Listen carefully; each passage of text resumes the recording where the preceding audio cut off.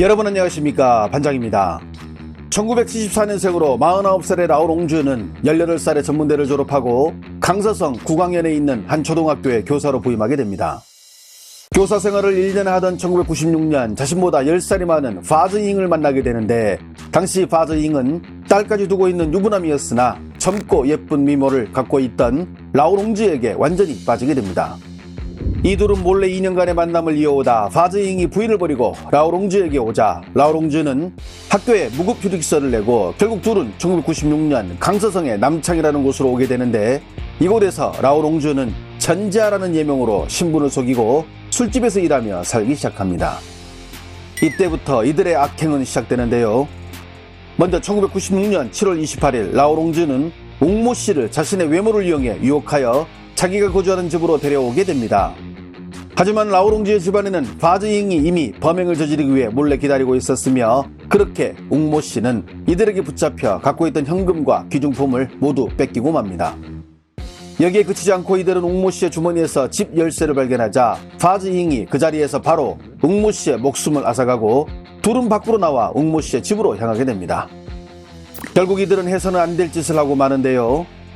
웅모 씨의 집에 들어간 이들은 당시 집안에 있던 웅모 씨의 부인과 3살 된 딸아이에게까지 비극을 안기고 집안의 현금과 귀중품을 챙겨 달아나게 됩니다. 그렇게 단지 돈 때문에 3명의 소중한 생명을 앗아가고 마는데요. 이렇게 범행에 맛이 들린 이들은 1997년 10월 10일 절강성 온주시로 건너가 거주할 집을 알아본다는 명목으로 집주인 량모 씨에게 접근. 그의 집으로 들어가자마자 그를 제압하고 금품을 갈취. 이게 성에 차지 않았던지 그들은 량모 씨를 협박해 인근에 거주하던 친구에게 돈을 가지고 집으로 오게 만들어 현금을 들고 집을 찾은 친구와 량모 씨 이 2명의 소중한 생명마저 앗아가게 됩니다. 2년 동안 5명의 생명을 가져간 그들. 생활비와 유흥비로 갈취한 돈이 거의 바닥이 나자 이번에는 중국 안희성 허페이로 옮긴 이들은 1999년 7월 22일 라오롱주가 또 같은 수법으로 은모 씨를 자신의 집으로 유인해 잡아두고, 같은 시간 밖에 나간 파즈잉 역시 그 지역에서 목수로 일하던 융모 씨를 유인해 라오롱주 집으로 데려오게 됩니다. 여기서 이들은 충격적인 일을 벌이는데요.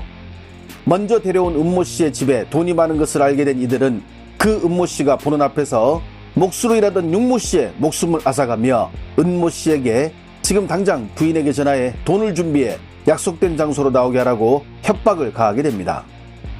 이에 놀란 은모 씨는 시키는 대로 하고 전화를 끊자마자 파즈잉은 그 자리에서 은모 씨의 생명을 뺏고 자신이 직접 만든 총과 은모 씨가 쓴 메시지를 들고 그의 부인을 만나러 약속된 장소로 향하는데, 당시 수상함을 느낀 은모 씨의 부인이 경찰에 신고해 파즈잉은 경찰과 교전을 벌이게 됩니다.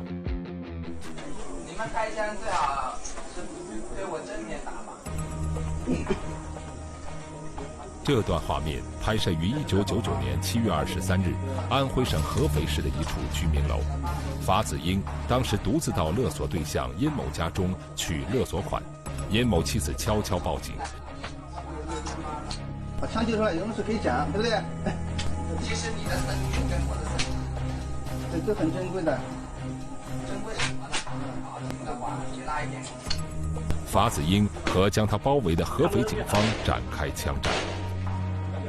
中午12点10分，警察向屋内投掷催泪弹，法子英在持枪向外逃窜时，被警方击中右腿擒获。归案后的法子英并没有立即交代自己的真实身份，直到2具尸体被发现，才在案发5天之后承认自己与劳荣枝的部分罪行。 이렇게 파즈잉과 경찰이 대립하고 있을 무렵 이를 알게 된 라오롱주는 바로 도망을 치게 되는데요. 그렇게 그녀는 20년 동안 잠적하며 사람들의 시야 속에서 완전히 사라지게 됩니다. 그녀가 그렇게 사라진 사이 파즈잉은 1999년 12월 28일 형집행을 받고 형장의 이슬로 사라지게 됩니다. 1999년부터 2019년까지 도피 생활 20년 동안 철저하게 신분을 숨기며 끊임없이 이름을 바꾸고 여러 차례 성형까지 하며 자신을 완전히 감춘 라오롱주는 복건성 하문시의 유흥가가 밀집한 곳에서 쉐리란 예명으로 술집에서 일하게 되는데, 지금 보시는 영상은 당시 술집에서 일하던 라오롱주가 CCTV에 찍힌 모습입니다. 이곳에서 일하던 라오롱주는 온순하고 상냥하며 예쁜 외모로 남자 손님들에게 인기가 많아 돈도 많이 벌었다고 전해지며 이때 번 돈의 대부분을 당시 자신과 교제하던 남자친구와의 생활비로 썼으며 거주지 역시 남자친구의 집인 것으로 조사 결과 나타났습니다. 그러던 와중 2019년 11월 28일 라오롱주는 한 시계방에서 명품 시계를 구입하다 시계방 주인의 신고로 경찰에 붙잡히고 마는데요. 경찰서에 붙잡혀 왔는데도 어떻게든 예쁜 모습을 보이기 위해 웃는 모습으로 포즈를 잡아 주변 사람들을 경악하게 만들기도 했습니다. 20년 만에 잡힌 라오롱주를 본 그녀의 둘째 오빠 역시 너무도 변한 모습에 놀라움을 금치 못했는데요. 96年，7月份以后就没见过他了，一直到现在，这么多年，变化也比较大了，就是一个中年妇女了。原来在我印象中，她是一个小姑娘，我们也是比较真诚的向被害者家庭的受害者道歉。 그리고 2020년 12월 21일 열린 1심 재판에서 라오롱주 역시 유가족에게 미안함을 표하는데요. 现在我对我犯下的错误向各位受害者以及家属们说一声对不起，说一声晚了20年的对不起。请允许我向逝者表示沉痛的哀悼，但愿逝者安息。我承认我有罪，我真心认罪、悔罪。我独自逃亡，失去了投案自首的机会。对不起。 在这里，我再次向受害者家属说一声对不起。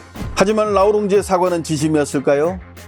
그녀는 죄의 일부는 인정하나 대부분의 범죄는 당시 파즈잉이 무력으로 위협을 가해 어쩔 수 없이 행했다고 주장하며 시종일관 자신의 잘못을 인정하지 않았습니다. 请你正面回答，熊其一的手脚是谁捆绑的？我稍微帮他绑了脚，其他的都是法警加固的。跟法子英离开南昌的时候，熊其义他是活着的还是死了？ 活着的。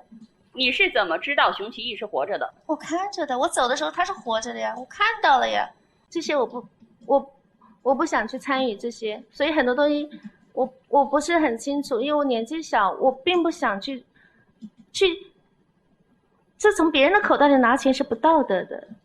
刚才说你到熊其一家去是谈判的，那为什么要在进门之前剪断电话线？ 所以我说我糊涂了呀，我非常的害怕，我觉得去敲诈别人、去勒索别人是不道德的，这个是犯罪。我有跟法子英说过，我不要这样，我有异议，因为那是我自己的供述，我没有跟法子英合谋，但是他突然闯入，后面的事情都是一样的，大同小异。我没想到法子英带我去他家要钱变成了抢劫，我接受不了入室抢劫。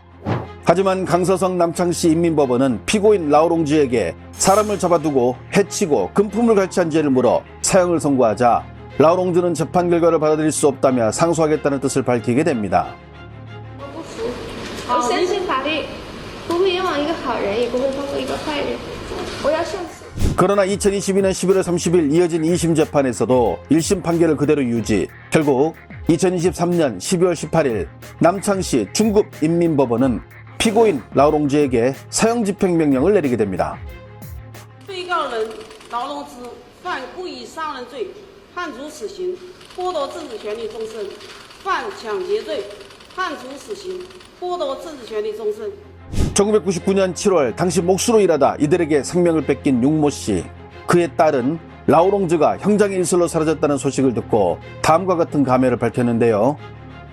在今天上午已经收到劳荣枝被执行死刑的消息，劳荣枝终于被执行死刑，等了20多年，这一天等了太久太久，终于松了一口气。他的死刑并不能弥补这些年给我们家带来的痛苦和伤害。我会和哥哥一起去父亲的坟前，把这个消息告诉他。 让父亲在天可以安息了。我这一辈子没有杀过一只鸡，没有杀过一只鸭，我不敢去做这样的事情。我只有感恩，做人要有一颗感恩的心。 끝까지 자신의 무죄를 주장했던 라오롱주. 하지만 영상에서 제가 직접 언급은 안 했지만 그 수법들이 혀를 내두를 정도였으며 마치 영화 악마를 보았다 속에서 나오는 장면들을 연상케 했습니다. 남의 목숨을 가볍게 여긴 라오롱주. 그녀는 2023년 12월 20일 오전에 생을 마감했습니다. 좋아요와 알림 설정은 제가 영상을 만드는데 큰 힘이 됩니다. 시청해주셔서 감사합니다. 행복한 하루 보내시길 바랍니다.